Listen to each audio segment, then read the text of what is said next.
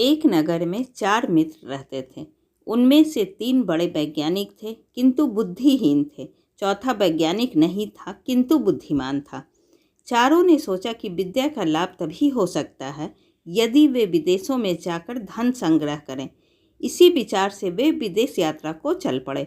कुछ दूर जाकर उनमें से सबसे बड़े ने कहा, हम चारों विद्वानों में एक विद्या शून्य है, वह केवल बुद्धिमान है। धनोपार्जन के लिए और धनिकों की प्रसन्नता प्राप्त करने के लिए विद्या आवश्यक है। विद्या के चमत्कार से ही हम उन्हें प्रभावित कर सकते हैं। अतः हम अपने धन का कोई भी भाग इस विद्याहीन को नहीं देंगे। वह चाहे तो घर वापस चला जाए।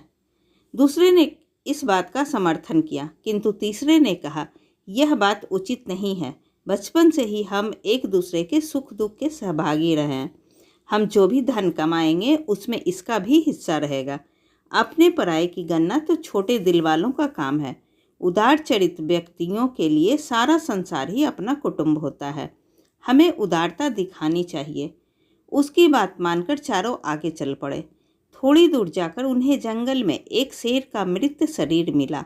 उसके अंग प्रत्यंग बिखरे हुए थे। तीनों विद्याभिमानी युवकों ने कहा, आओ हम अपनी विज्ञान की शिक्षा की परीक्षा करें। विज्ञान के प्रभाव से हम इस मृत शरीर में नया जीवन डाल सकते हैं। यह कहकर तीनों उसकी हड्डियां बटोरने और बिखरे हुए अंगों को मिलाने में लग गए।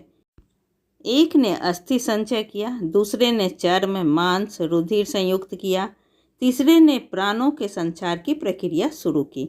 इतने में विज्ञान शिक्षा से रहित किंतु बुद्धिमान मित्र ने उन्हें सावधान करते हुए कहा, जरा ठहरो, तुम लोग अपनी विद्या के प्रभाव से शेर को जीवित कर रहे हो। वह जीवित होते ही तुम लोगों को मारकर खा जाएगा। वैज्ञानिक मित्रों ने उसकी बात को अनसुना कर दिया।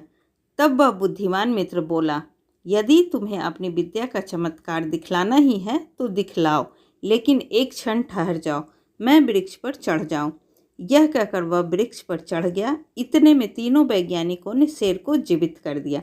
शेर भूखा था, सो जीवित होते ही शेर ने तीनों पर हमला कर दिया और तीनों बुद्धिहीन वैज्ञानिक मारे गए।